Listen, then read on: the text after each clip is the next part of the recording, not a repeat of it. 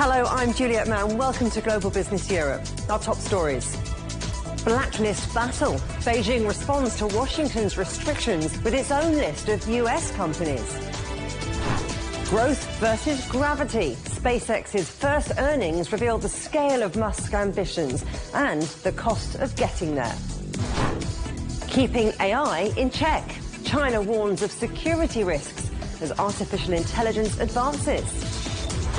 China's weight loss race. Novo Nordisk and Eli Lilly battle for a slice of a fast-growing market. China has announced a series of retaliatory measures in response to US sanctions announced last week on several Chinese companies. The measures include tighter export controls on drones, related technologies and key components destined for the US. A suspension of US factory inspection programs, making it difficult for American exporters to complete compulsory checks. A national security review into imported printers, copiers and other office equipment. On top of that, Beijing added 6 other US entities to its countermeasure list. Well, Beijing says the US has repeatedly imposed restrictions on Chinese companies in the name of national security. It includes telecommunications, laboratory testing, drones, routers and undersea fibre optic cables. And last Friday, the US put over 40 Chinese companies on their blacklist, citing so-called forced labour in Xinjiang. The companies in the food, clothing and agricultural sectors were included in that. Well, Beijing said it was disappointed that the US restrictions came just a day after Chinese Vice Premier He Lifeng and US Treasury Secretary Scott Bessent held a virtual meeting. Well, China says its response is measured and restrained, but warned against further sanctions from Washington. Beijing wants the restrictions lifted and for matters to be resolved through dialogue. Well, Ali Renison is a former UK Trade Department official. Great to have you on Global Business Europe. So what, for you, really stands out from here? Which of these measures really count? I think the most important measure really is the part about sort of export controls that China has now placed, not just on drones, but drone components with associated technologies. So obviously it's sort of added in sort of like-for-like countermeasures around placing some US companies on sort of similar bans in the way that the US has done with Chinese companies. However, I think the biggest takeaway is really the dangling of the fact that they're saying basically if you want to take these kind of measures against our companies, we can kind of hit you more where it hurts, because there are quite a few drone manufacturers in both the US and across the West who rely on components from China.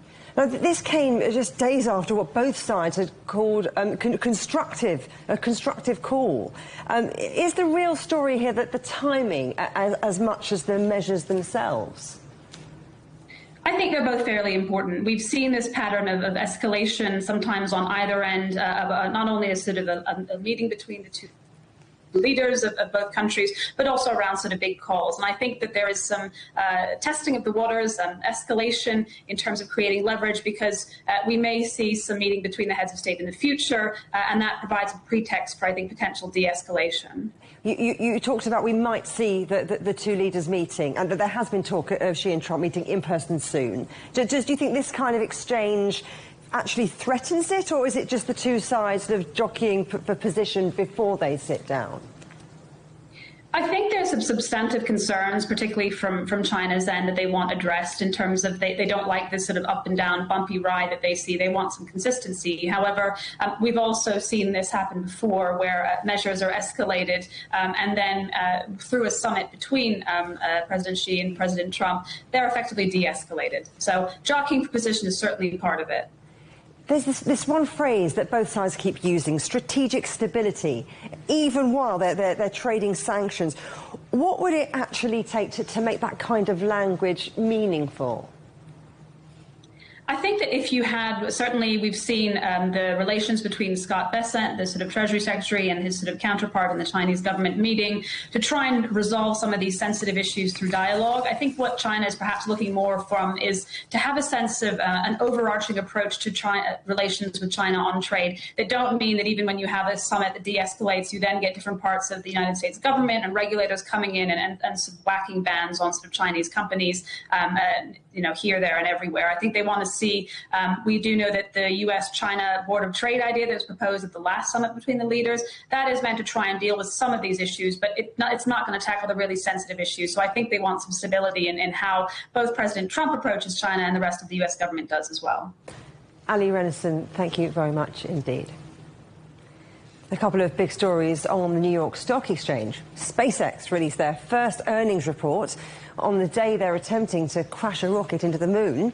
And we can see how those US-China sanctions are affecting trading. Let's go to Mitch McGann. He's in New York. Well, always good to see you. So, we've seen China's retaliation and still no deal to reopen the Strait of Hormuz. How have the markets been reacting? Yeah, good afternoon from New York, Juliet. Well, we're seeing some small gains in the broad indexes today, but of course nothing in the realm of the record highs that we saw on Tuesday. The Dow Jones Industrial Average is still reaching new highs. It's up around 400 points this afternoon. The S&P 500 has barely moved. I checked a few moments ago. It was up 0.05%. And the Nasdaq, which was up significantly on Tuesday, it is down just slightly after that strong performance yesterday. When it comes to China's retaliatory measures here, this may concern investors because they will tighten drone supply lines to the US. But more broadly, I think investors may be worried about US-China trade relations after this, which have largely been, more settled, I think it's fair to say, in recent months. So that's something investors will be looking at very closely. And it's very possible we would have seen more gains on the broader markets today if it weren't for those measures. Also today, we're monitoring a number of stories as it relates to the markets. Investors are optimistic about a deal to reopen the Strait of Hormuz, although that hasn't happened yet. Scott Bessent, as we mentioned yesterday, suggesting that it could happen on Tuesday or Wednesday. Donald Trump told reporters overnight that it could happen on Wednesday, being today. So he says a lot of progress has been made. But as we've talked about, Juliet, we've heard these comments before from the president, only for no deal to eventuate. So we're waiting to see if there's any announcement from Donald Trump in the next couple of hours, likely to come, of course, from his Truth Social account.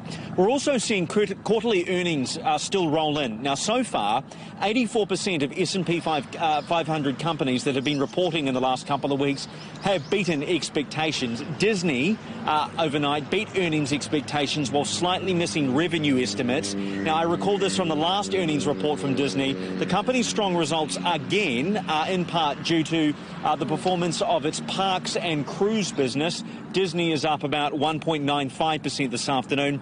And the pharmaceutical company Eli Lilly has also reported its second quarter earnings. They were well over expectations, and now they expect revenue to come in much higher than analysts had forecast for the next quarter. This has been driven by popular drugs like Zepbound and the diabetes treatment Mounjaro, which is advertised everywhere over here in the US, I have to say. OK, so more on Eli Lilly a little bit later on in the programme, but talk to me about SpaceX making the headlines for various different reasons. Yes, of course. SpaceX's revenue was better than expected. It came in at $7.8 billion, much higher than the $4.1 billion from a year ago. But this is where the story changes. The significant AI investment that SpaceX is making really has weighed down the stock price following those results.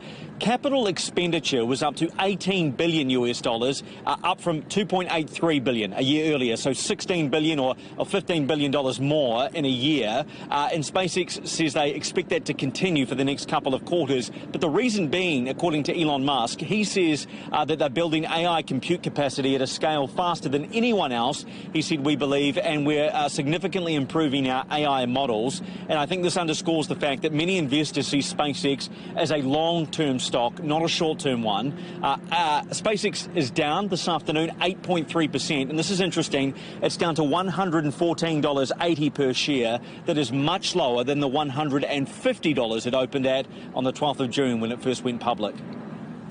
Mitch McGann in New York, thank you very much. But I'm going to stay with this story. I want to talk a little bit more about those SpaceX earnings. So let's bring in Matt Maley, who's Chief Market Strategist at Miller Tabak & Co. Great to see you again, Matt. So the stock dropped despite revenue beating expectation. Doesn't Wall Street believe the growth story yet? Well, they're certainly nervous about it, but we also have, another issue that's involved here with this, the unlocking of the ability to sell for some of these insiders who've been holding on to stock and have large gains. But, there are this whole story that you guys were just talking about when it comes to CapEx. I mean, their CapEx spend for the first half of this year of over $28 billion. I mean, that's almost as much as they raised in the IPO. So this has really ramped up a lot more than people were thinking, and it raises the concerns about what kind of free cash flow will they have, not just over the rest of this year or the next year or so, for a couple of years. It does, as you were just talking about, the long-term, very long-term prospects still remain very good. And, of course, people betting against Elon Musk has not been a profitable venture over the years. But with this situation where some of these lockups will be coming offline literally tomorrow, people are a little bit scared, or investors are a little bit scared to step to the plate and purchase stock right now. I mean, there is, as you say, this big chunk of insider shares becoming sellable this week, right after the earnings report. Are investors really about to cash out before the market's even worked out what SpaceX is really worth? Well, one of the things, like I said, there's like over $100 billion worth of stock that will be available for sale. Now, like you say, I can't imagine these insiders who have worked for the company for all these years are going to sell all of their shares. But at the same time, you can't blame them for selling some of their shares, and it may be well into the billions here. I mean, they literally have 20 times, they've made 20 times their money, not 20%, 20 times their money. Yeah. So to take a little bit off the table makes sense. So I can understand with this concerns over the CapEx spending that the buyers are holding off. So in other words, what's happening today isn't so much that people are dumping the stock. I think that the buyers are taking, pulling back, and they want to see how things really react after this, this source of supply hits the market before they step to the plate and buy some more. Oh, Matt Maley, we have to leave it there. I had so much to ask you. We'll have to save it for next time. Matt Maley, thanks very much. No problem. Well, Britain's dominant services sector has officially returned to growth, putting the wider UK economy out of a multi-month slump. UK services PMI surged to 52.1 for July, climbing significantly from 48.8 in June. Meanwhile, expectations for the next 12 months were the highest since before the Iran-US war in February. South Korean police have searched the country's Starbucks headquarters in connection with a controversial marketing campaign. In May, Starbucks launched a coffee tumbler promotion called Tag Day on the anniversary of the deadly 1980 military crackdown on pro-democracy protesters. Starbucks says the timing was unintentional, but civic groups want them charged for defaming victims of the crackdown. Starbucks' South Korean sales slumped in May. BYD's first Brazil-made hybrid vehicle has gone on sale in the South American country. The car took 2 years and $20 million to develop. BYD is now planning a further $1 billion investment in their Brazilian plant, hoping to produce 180,000 vehicles a year. This is Global Business Europe. Still ahead. Is AI advancing faster than security can keep up? China pushes for a crackdown.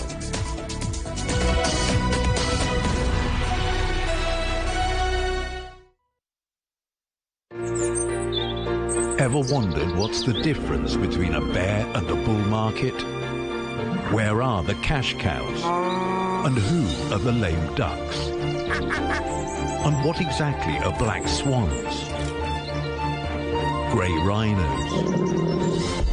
And unicorn companies? Make sense of it all with Global Business, only on CGTN. I think it should be more global cooperation. I would like to hear more the voice of the developing countries. Globalization has lifted more than 1 billion people out of poverty. The green transition has to happen. It's a necessity. Well, China and the United States are important powers in the world. What unites us is much more than what divides us. And I believe China is committed to this agenda. Join me, Juliet Mann, to set the agenda at these times every weekend on CGTN.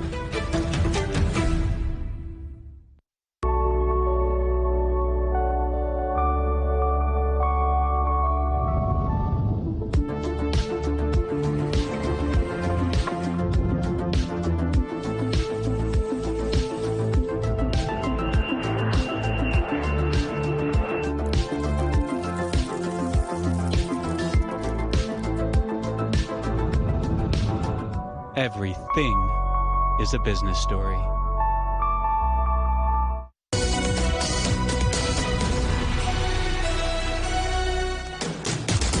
Welcome back to Global Business Europe with me, Juliet Mann. The headlines. Blacklist battle.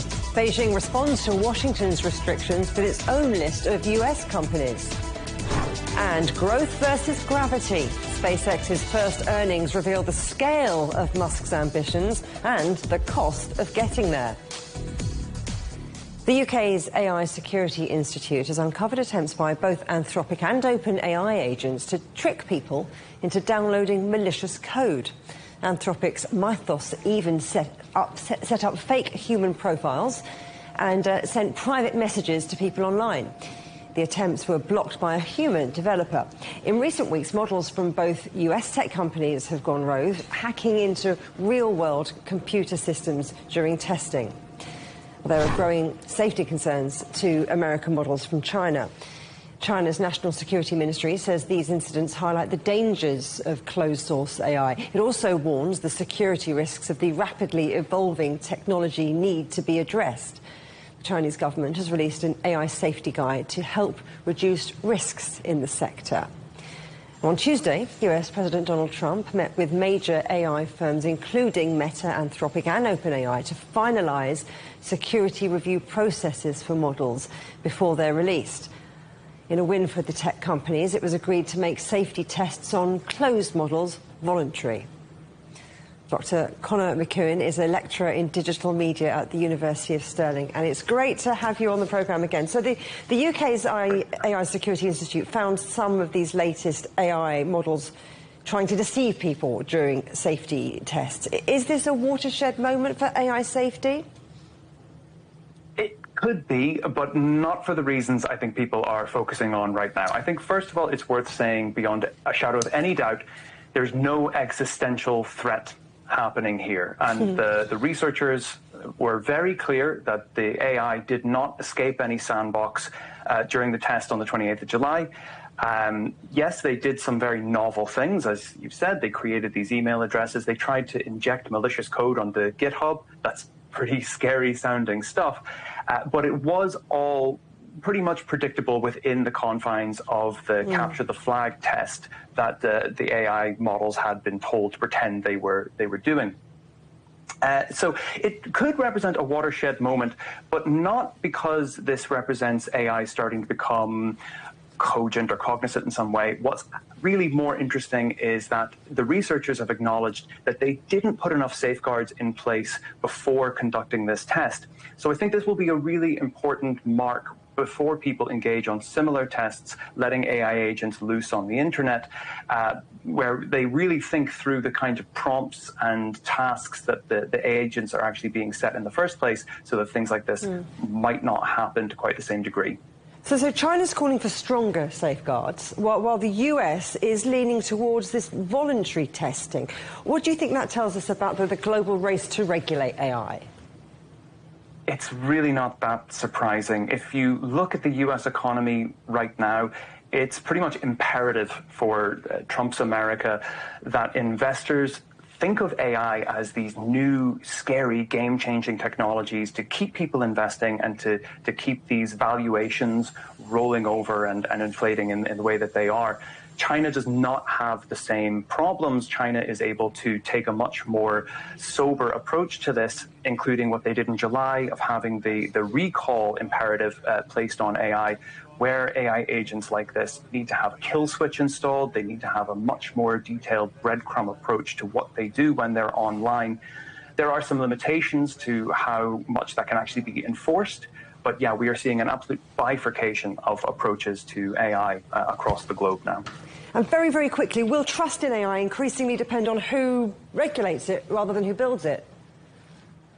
Yeah, absolutely. In a very practical way, the world is going to engage with AI is going to change depending on where you are in the world. So yeah, if your AI product is made in China, that could have a limiting audience factor, just as if it was made in the US. Conor, always great to talk to you. Conor McEwen, thank you very much. Thanks. Well, while policymakers debate how to manage AI risks, companies are already exploring its potential. In eastern China, one smart farm is using AI to transform the journey from farm to fork. CGTN's Ma Jing reports. The salad on your plate might have been grown right here at the Houji AIoT Smart Agriculture Demonstration Park in Zhejiang Province, without a single human hand ever touching it. Using cutting-edge technology, the park integrates AI with the Internet of Things to manage every step of crop production, from lettuce to arugula, with full process smart control. This is an auto-transplanting machine that we've developed ourselves. It's designed to replace manual labor in the transplanting process. In just 40 seconds, it can transplant 30 vegetable seedlings, boosting efficiency by over 70%. Along with the automated transportation lines, cleaning machines, and our greenhouse environment control system, we've created a fully unmanned operation. Researchers say these crops are free from pesticides and heavy metals and yield 5 to 7 times more than traditional open field farming. These are arugula seedlings. They can be transplanted in about 15 days of cultivation. As you can see, we already have mature sesame plants outside that have been transplanted. These plants are usually ready for harvest in 25 to 30 days. After harvesting, we sell them to companies like Fresh Hippo and Yum Brands.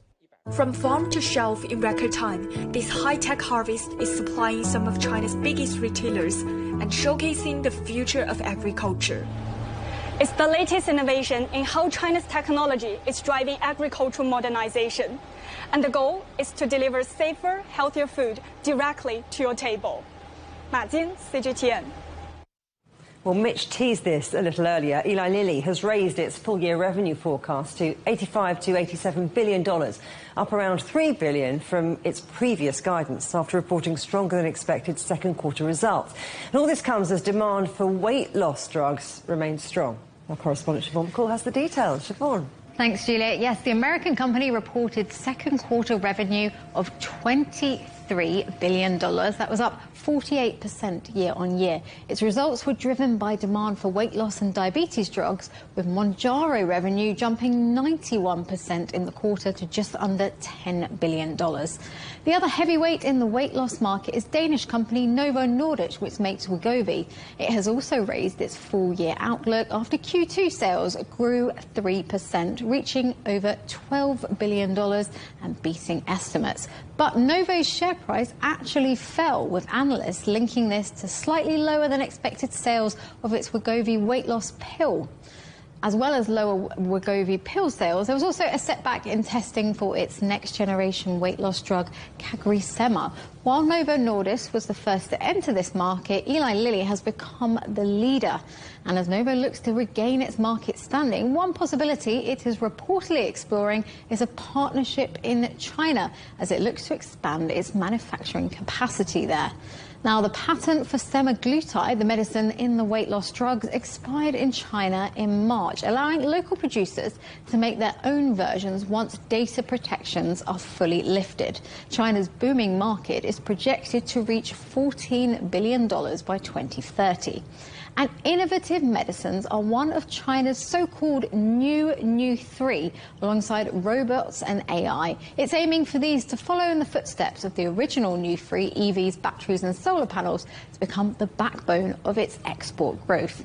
Santosh Rao is head of research at Manhattan Venture Partners, and I asked him about Novo Nordisk's strategy. They need market share, but first, they need to get the scale together. Eli Lilly is a strong competitor, so they're going to work hard at it.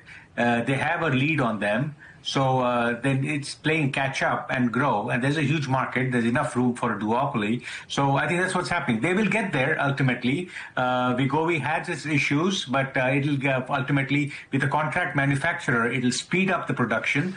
They're going to be doing it. They're going to manage it synthetically, produce it synthetically, as opposed to their fermentation that they do in Denmark. So I think this will add more speed, more scale to their whole product. So there's definitely scope to gain market share.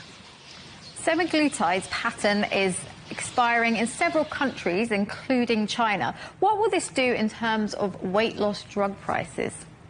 Well, as you saw with Eli Lilly's report, prices are coming down, but the volume is going up. So that's making up for the lost prices. And that was expected. When something is very good, a lot of competitors come in. And now you're going to see the patents are expiring, so a lot of generics are going to come in as well. So you're going to see some price compression, but the volume is going to go up. So I think the branded products from these two companies will continue to do well, but they need to fend off generic companies that will come into the market pretty soon. And the two big players in the weight loss drug industry at the moment are Novo Nordisk and Eli Lilly. Do you see anyone else breaking into that? Yes, I think a lot of generic companies are going to come up. Like with other products, you're going to see a big competition there. There's a few other companies as well, but they're still very early. And they will either come through tie-ups or any other way. But definitely there is room for more in different parts of the world. These companies are more focused on the big markets, but there's huge, the whole world is huge, the demand is huge, and obesity is a huge problem all over the world. And so you'll see a lot of new companies come in. So I don't have the name as such. I had looked at one or two, but there are no names at this point, but other companies will come in at this point. Innovative medicines is one of China's new three in terms of export industries. How do you see that industry developing? I see it developing a lot more. And like China does everywhere, they compete on price, they compete on scale. So I think they will grow. You're going to see a lot more of these, and it'll continue to grow. So you're going to, it's a huge market, growing market. Sky's the limit, so to speak. So, and these two, and China is going to be a good big driver along with China and other than India and other high growth markets. So yes, absolutely. I don't think it's very obvious that China is going to be a huge market, and they will continue to, and they will do it well. And China, what China does, it copies well and beats the incumbents at their own game. So I think China will again do this in this area as well. So the weight loss drug market looks set to keep growing. Back to you, Julia. It's a big market, Chinese market. Thanks very much, Siobhan. The headlines. Blacklist battle. Beijing responds to Washington's restrictions with its own list of US companies. Growth versus gravity. SpaceX's first earnings reveal the scale of Musk's ambition and the cost of getting there. Keeping AI in check. China warns of security risks as artificial intelligence advances.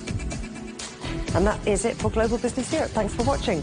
Coming up next on CGTN, it's Africa Live. We'll see you again tomorrow. Same time, same place. From all the team here in London, goodbye.